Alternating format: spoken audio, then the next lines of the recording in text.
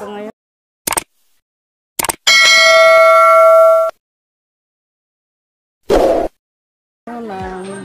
Thanksgiving celebration po dahil sa anak ng aking best friend na nag-graduate of civil engineer at ito ngayon nag-celebrate sila